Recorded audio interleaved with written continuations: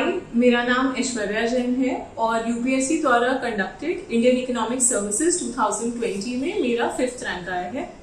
Delhi knowledge track के माध्यम से मैं अपनी प्रेपरेशन जर्नी आपके साथ शेयर करना चाहती हूँ। तो जर्नी शेयर करने से पहले मैं अपने बारे में थोड़ा सा इंट्रोडक्शन दे देती हूँ। मैं दिल्ली से हूँ और मैंने अपना bachelors in economics Delhi university के इंद्रप्रस्था कॉलेज फॉर वुमेन से किया था, जिसके बाद मैंने एमए इन इकोनॉमिक्स किया है जवाहरलाल नेहरू यूनिवर्सिटी से। उसके बाद मैंने कुछ टाइम के लिए एज अ रिसर्च एसोसिएट काम किया, but I switched to teaching at Delhi university as an assistant professor in economics. After teaching for some time मैंने reserve bank of India join किया है as grade B officer managerial post पर in the department of economic and policy research. Indian economic services के साथ मेरी journey start हुई थी 2017 में। मैंने जो फर्स्ट अटेम्प्ट दिया था और ये मेरा 4th अटेम्प्ट था।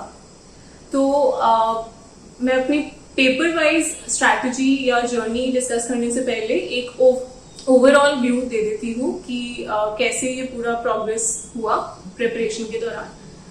पहली चीज जो मुझे समझ आई है पूरे जर्नी में वो थी कि सिलेबस और past year papers are very crucial for the entire preparation. Before starting, syllabus के ऊपर एक अच्छी खासी कमांड और past year papers के साथ उसको मैच करना काफी important रहा है मेरे लिए। तो syllabus से आपको पता चलता है कि कौन से टॉपिक्स से क्वेश्चंस आते हैं, बट past year से आपको पता चलता है कि उन टॉपिक्स में से क्या एक्चुअली पूछा जाता है। सो फॉर एग्जाम्पल, अगर FRBM मेंशन है सिलेबस में, बट आपको पास्ट ईयर से पता चलता है कि FRBM का मॉडिफिकेशन की नीड है या नहीं, या फिर उसके इम्प्लीमेंटेशन में कहाँ पर लैग्स थे, या फिर NK सिंह कमेटी ने कैसे उसके ऊपर ज्यादा रिकमेंडेशंस दिए थे। तो ये सब चीजें आपको पास्ट ईयर पेपर से क्लियर होता है। तो पहली चीज तो syllabus and past year are very important. दूसरी चीज मुझे डिस्कस करनी है नोट्स के बारे में। तो मैं नोट्स बनाने वाले लोगों में से हूँ और मैंने स्टार्ट किया था जब पढ़ना इस एग्जाम के लिए, तब मैंने ऑफलाइन नोट्स बनाए थे पेन एंड पेपर वाले। But over time I realize कि ऑफलाइन नोट्स में एडिट और एडिशंस करने में थोड़ी डिफिकल्टी होती है। तो मैंने एवरनोट पे ऑनलाइन नोट्स बनाना शुरू किया। और एक जो मोस्ट इम्पॉर्टेंट चीज नोट्स के बारे में है, आप ऑफलाइन बनाओ या ऑनलाइन, वो है कि उस सबको आपको एक ही जगह पर कंपाइल करके, और बेशक सोर्सेज मल्टीपल हो, बट एक टॉपिक के एक ही जगह पर कंपाइल्ड नोट्स होने बहुत क्रूशियल है। तो आपका रिवीजन एक जगह पर आ जाता है और एक मेंटल इमेज आपके नोट्स की होना जरूरी है। मैंने नोट्स में ऑडियो नोट्स भी बनाए थे, क्योंकि ऐसे मैं अपने स्टडी को थोड़ा डाइवर्सिफाई करना चाह रही थी। तो ऑडियो नोट से मुझे 2 फायदे हुए। पहली बात तो थोड़ा डाइवर्सिफिकेशन हो गया, तो कंटेंट का अब्जॉर्प्शन थोड़ा बेटर हो जाता है। दूसरी चीज कि आपको एक टाइमलाइन पता चल जाती है कि कितना टाइम आपको एक टॉपिक को कवर करने में लग रहा है, तो उसकी वजह से आपका रिविजन में टाइम मैनेजमेंट बेटर हो सकता है।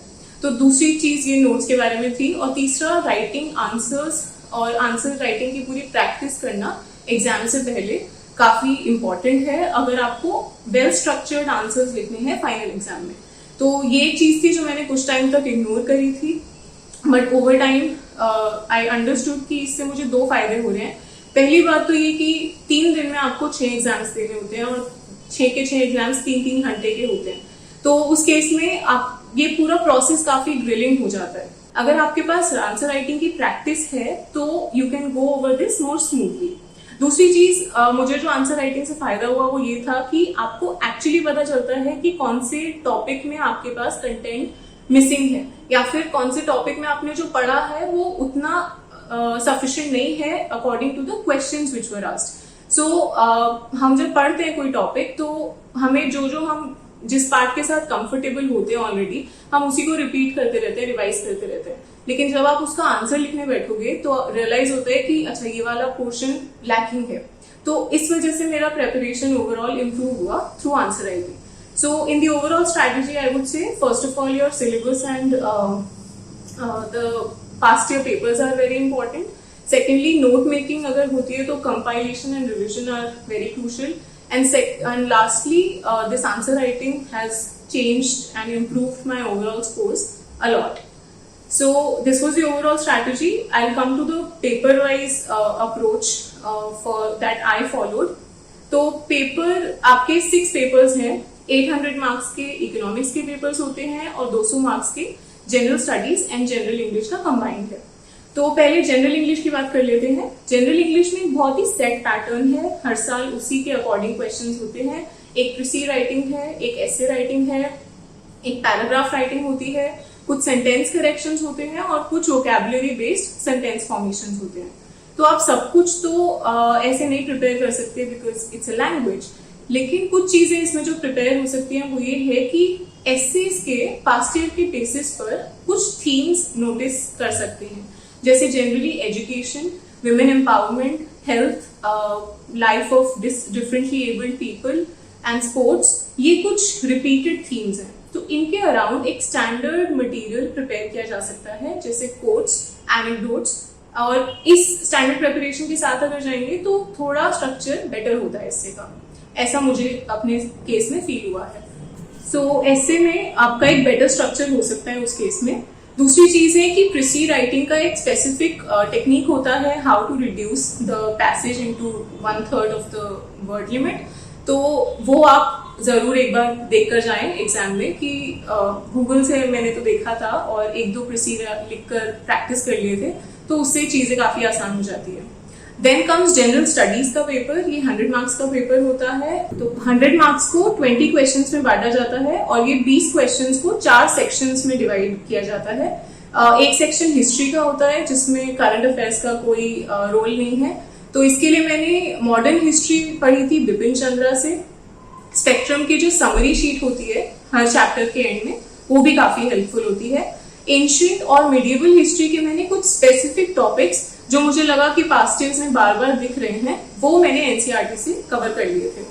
तो हिस्ट्री का ये था. इसके अलावा एक ज्योग्राफी और एक पॉलिटी का सेक्शन होता है.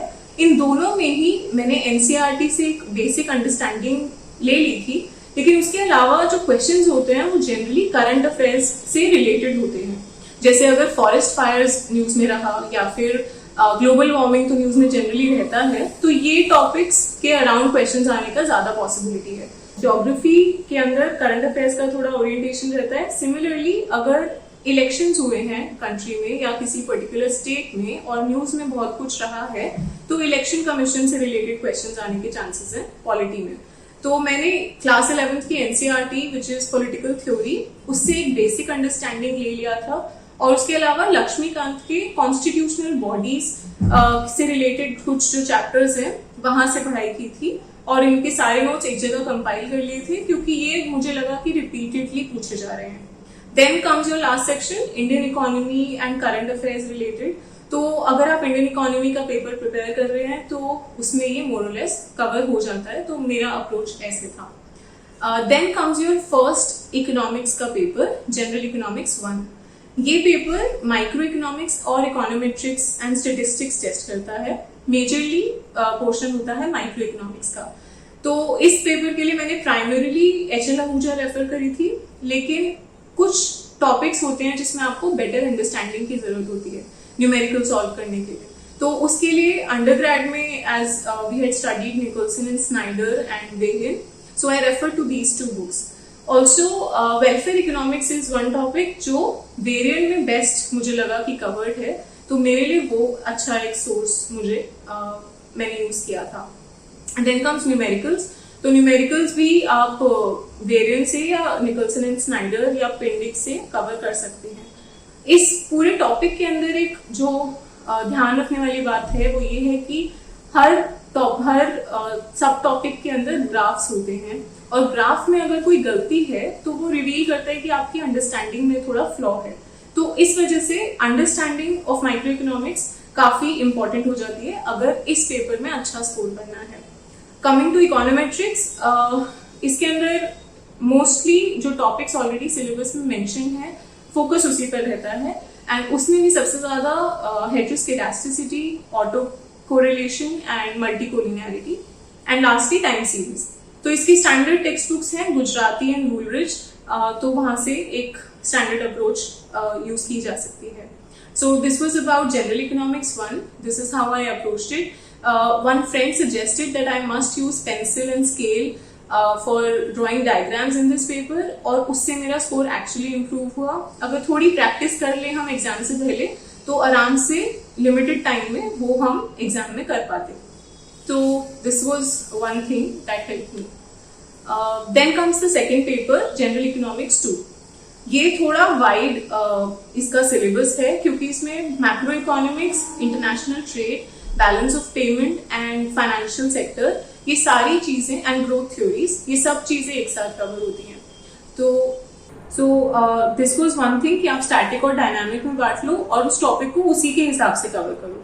दूसरी चीज कि मैंने हर टॉपिक के सब टॉपिक्स को थीम्स में डिवाइड कर दिया था पास्ट ईयर्स को देखकर. जैसे कि एक टॉपिक है poverty, human development and inequality, उसमें अब एक सब टॉपिक आ गया पॉवर्टी.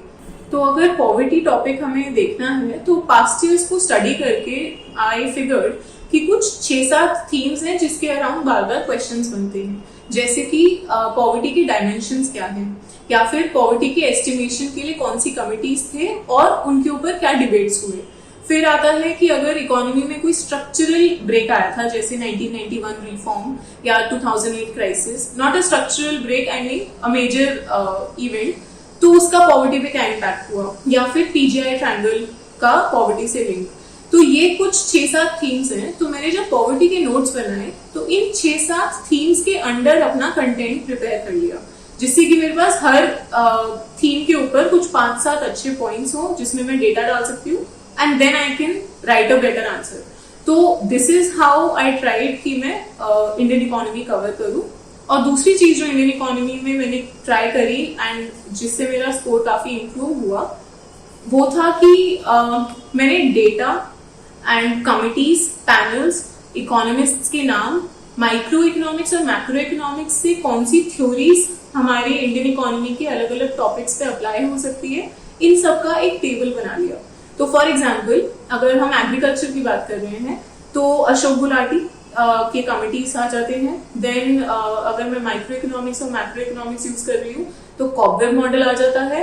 या फिर अगर मैं कहती हूँ कि by high value added commodities की तरफ डाइवर्सिफाई करने की जरूरत है, तो मैंने एंजल्स कर्व यूज कर लिया. Similarly if I am talking about industrial growth and trade in Indian economics, तो मैंने वहां पर dynamic external economies from trade ये यूज कर लिया. उसका ग्राफ भी बन जाता है. So I think and this is something I learn from the previous toppers, जब आप इस तरह से अपना आंसर लिखते हो तो एक काफी होलिस्टिक आंसर बनने के चांसेस होते हैं. So I think this help me a lot कि आप अलग अलग थ्योरीज और इकोनॉमिस्ट्स और books and whatever you have which can substantiate your answer, the main points, उसको ऐड करो उसके अंदर. इसके बाद जो तीसरा इकोनॉमिक्स का पेपर है, जनरल इकोनॉमिक्स 3, ये एक कॉम्बिनेशन पेपर सॉर्ट ऑफ है. इसमें 4 टॉपिक्स का कंबाइंड एक पेपर बनाया हुआ है. तो उसमें से फर्स्ट टॉपिक है एनवायरमेंटल इकोनॉमिक्स, जो कि काफी अच्छा खासा पोर्शन बनाता है. तो इसके लिए मैंने एक बेसिक बुक रेफर करी थी, चार्ल्स कोलस्टैट, क्योंकि दिल्ली यूनिवर्सिटी का जो एक पेपर है एनवायरमेंटल इकोनॉमिक्स, उसमें भी यही रेफर किया जाता है and it's a good book. उसमें आपका 90% of the topics which are asked in this paper वो कवर हो जाते हैं. उसके अलावा कुछ टॉपिक्स अगर बचते हैं तो वो भी दिल्ली यूनिवर्सिटी हर साल एक जो रीडिंग लिस्ट इशू करता है जो डिस्कस होती है यूनिवर्सिटी में. तो that reading list is quite helpful. जैसे उसमें नीति आयोग का एक्शन एजेंडा के अंदर कोई टॉपिक्स हैं तो वो आप इजीली वहां से पिक कर सकते हो. उससे आपका अप्रोच थोड़ा स्ट्रीमलाइन हो जाता है. तो ये हेल्पफुल था मेरे लिए. और जब हम एनवायरमेंटल इकोनॉमिक्स के बारे में सोचते हैं, ये गलती मैंने खुद भी करी है कि आपने बेसिक्स पढ़ लिया एक टॉपिक का. जैसे कि अगर फॉर एग्जांपल कोस थ्योरम है, आपने उसका बेसिक्स पढ़ लिया, लेकिन जरूरी ये भी है कि उसका ग्राफ या उसकी जो डेरिवेशन है या उसका एक्चुअल पूरा द एंड कंक्लूजन तक आप काफी क्लियर हो, तभी you can write quality answer. So this is one thing about environmental economics. Then comes public finance. तो इसके लिए स्टैंडर्ड टेक्स्ट बुक मैंने जो रेफर किया था, मस्ग्रेव एंड मस्ग्रेव, मोर और लेस सब कवर हो जाता है. But in case some topics are missing like social cost benefit analysis, तो वो मैंने फिर लेखी से कवर कर लिए थे. So this was public finance. Then industrial economics के साथ ये कि उसके काफी सारे टॉपिक्स तो माइक्रो इकोनॉमिक्स में कवर हो जाते हैं. कुछ टॉपिक्स जो बचते हैं जैसे कि SCP पैराडाइम, तो वो या तो आप इंटरनेट से देख सकते हो या फिर मैंने चर्च एंड वेयर यूज करा था। इट्स अ डिसेंट बुक, बहुत सारी डिटेल्ड इंडस्ट्रियल ऑर्गेनाइजेशन है उसके अंदर, बट मैंने उसमें से बस वो टॉपिक्स पिक करे जो सिलेबस में गिवन था। सो दिस वाज जनरल इकोनॉमिक्स 3। इसके अलावा इसमें एक और टॉपिक होता है स्टेट एंड प्लानिंग। तो इंडियन इकोनॉमिक्स का एक टॉपिक ऑलरेडी है प्लानिंग एंड डेवलपमेंट, वो अगर प्रिपेयर करते हैं तो इसका प्रेपरेशन थोड़ा बहुत हो जाता है। उसके अलावा जो डेफिनेशंस हैं या कुछ फ्लो चार्ट्स हैं, that I pick from internet. So this was my approach towards general economics 3। Then comes Indian economy, जो कि इट्स ह्यूज पेपर, उसमें काफी सारे टॉपिक्स हैं, हर टॉपिक के सब टॉपिक्स हैं, और क्योंकि सब कुछ थ्योरेटिकल है तो मुझे खुद काफी स्ट्रगल हुआ है इस पेपर के साथ, क्योंकि आपको बहुत चीजें याद रखनी पड़ती हैं। आप उसको जब एग्जाम में लिखोगे तो वो ऐसा लिखा होना चाहिए कि सामने वाला उसे पढ़ना चाहिए, तो इसलिए मैंने इसके साथ काफी स्ट्रगल किया। Finally the approach I used was that first of all मैंने टॉपिक्स को 2 पार्ट्स में डिवाइड किया, स्टैटिक और डायनामिक। तो हर टॉपिक का कुछ स्टैटिक पोर्शन होता है, कुछ डायनामिक पार्ट्स होते हैं। एग्जाम्पल के तौर पे again if I take 1991 reforms for example, तो अब 1991 रिफॉर्म्स के क्या कैरेक्टरिस्टिक्स थे, वो क्यों लाया गया था, उसके कॉजेस क्या थे, ये तो पास्ट में है तो ये फिक्स्ड है। उससे 90s में ग्रोथ पे क्या इम्पैक्ट करा वो भी फिक्स्ड है, but what happened after 30 years of these reforms, या फिर उससे करंटली ट्रेड पे क्या इम्पैक्ट है, ये सब डायनामिक पोर्शन है जो कि करंट अफेयर्स यूज करेगा। What helped improve my answers was that I started writing in point wise format, और जो भी सब टॉपिक्स होते थे मेरे आंसर के अंदर, मैं उनके ऊपर एक बॉक्स बना देती थी जिससे कि पढ़ने वाले के लिए आसान हो जाए वो देखना, और जो भी इम्पोर्टेंट एस्पेक्ट है आंसर का वो हाईलाइटेड फॉर्म में दिख पाए। तो दिस वाज इंडियन इकोनॉमिक्स। फिर अब क्योंकि मेरी जर्नी इंडियन इकोनॉमिक सर्विसेज के साथ थोड़ी लंबी रही है, तो मैंने पूरे प्रोसेस में काफी गलतियां करी है, कुछ चीजें सीखी है, तो वो मिस्टेक्स मैं बताना चाहूंगी और कैसे उस पर इम्प्रूवमेंट कर पाई वो भी बताना चाहूंगी। सबसे पहली चीज ये है कि जब आपकी प्रेपरेशन थोड़ी प्रिलिमिनरी स्टेज में होती है तो हम बहुत घबराते हैं पास्ट ईयर्स देखने से, क्योंकि पास्ट ईयर्स देखेंगे उसमें दिखता है कि ये वाला टॉपिक नहीं आता, वो नहीं आता, या ये क्वेश्चन सॉल्व नहीं हो रहा, तो दैट रियली स्केयर्स अस, और that used to scare me also. But over time I realize कि उसके बिना कुछ होने भी नहीं वाला है, तो आप उस पर वर्क करते हो। And there was this one thing which a previous topper, I think 2 years ago, rank 2 from civils, he suggested that what we can do is that if you study one topic, तो आप उस topic से related जो भी past years में है वो question उठाकर एक बार उनको लिखने की प्रैक्टिस करो, जिससे कि आपको एटलीस्ट एक टॉपिक में श्योरिटी हो जाएगी कि इसमें मुझे ये आता है और ये नहीं आता। तो बहुत जरूरी है कि you face your fear, you see the past years, you try to solve them. So that is one that I learned. Secondly, मैं शुरू में पैराग्राफ फॉर्म में आंसर्स बहुत लिखती थी, but over time I realize कि मैं खुद भी वो नहीं पढ़ना चाहूंगी, तो पॉइंट फॉर्मेट में आंसर्स लिखना बहुत जरूरी हो जाता है अगर उसको रीडेबल बनाना है। Also, I did not practice answer writing a lot in my initial attempts, which is why final exam में जितना भी इंफॉर्मेशन है उसको पेपर पे उतारना काफी डिफिकल्ट हो जाता है। अगर आपने आंसर राइटिंग किया हुआ है तो आपके पास बेटर स्ट्रक्चर्ड आंसर्स होंगे already in your brain to be able to replicate in the final exam. That's one. Also जब आपकी प्रिपरेशन थोड़ी सी कमजोर होती है तो हम डिस्क्रिप्टिव वाले क्वेश्चंस चूज कर लेते हैं। जैसे अगर मेरे पास मंडल फ्लेमिंग मॉडल और फ्यूचर्स एंड ऑप्शंस ट्रेडिंग का क्वेश्चन है जो कि इंडियन इकोनॉमी से रिलेटेड है, इन दोनों के बीच में अगर चॉइस है तो मैं सेकंड वाला चूज कर लेती अगर मेरा मंडल फ्लेमिंग अच्छे से प्रिपेयर नहीं है। बट दैट्स द थिंग कि जो कोर स्टैटिक पोर्शंस हैं आपके सिलेबस में, अगर उसका अच्छी कमांड होगी तो आप you are more likely to select the technical ones, और उससे आपका स्कोर मैक्सिमाइज होने के चांसेस बढ़ जाते हैं। So that was one. And finally, I will say that it's an ecosystem. This whole exam, कि there is a syllabus, कुछ past years हैं, एक minimum threshold level of preparation है, और आंसर राइटिंग है, और उसका एक रिव्यू है। अगर हम इस इकोसिस्टम से बाहर रहकर सोचे कि ये ठीक रहेगा, So that did not help me, and become a part of the ecosystem, and it really works out. So that was all. That was my approach and my journey. I hope this was helpful to somebody. And thank you to DKT for providing this platform.